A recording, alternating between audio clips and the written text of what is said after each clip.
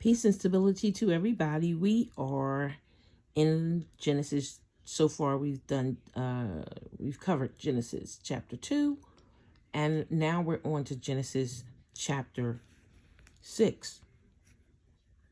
This is a location of the events from Genesis chapter 2 up until what we're going to right now, 6. This was not Sudan in ancient times. It was not Ethiopia in ancient times. It was probably Kenya, okay? And I'm saying Kenya because Kenya has the NK in the name, okay? And those symbols are prominent throughout the Bible. Europe, shall I say, the English translators changed the NK into the NG, the NC. You'll see it throughout this region. And because there were no countries during that period that I know of, okay, we don't know what this was called. I know some people say it was called Abyssinia, but what we do know is there's a tributary here, and the Bible mentions Ethiopia because when it was written or translated, it's probably what they used.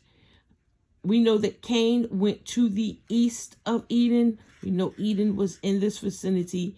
And so if he went to the east, he may have gone here. This, during biblical times, was called Nubia and Cush. Okay? So this is where he moved to. This was not called Egypt during ancient times. This word Egypt is a modern word. This whole region is a setting of the Bible from Genesis, I believe, until until Exodus. And we're talking about 20,000 years or more. And we're not even going to get into Genesis 1 and how long that was. Okay, so when you read your Bible, consider this. And the Nile, the holy water, was the Nile.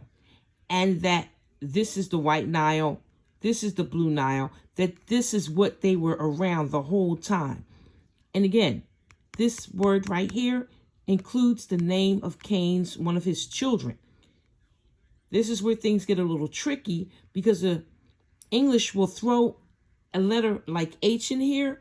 That H doesn't need to be there because the word could be Sa'el. If it's Sa'el or Asael, why do you need the H?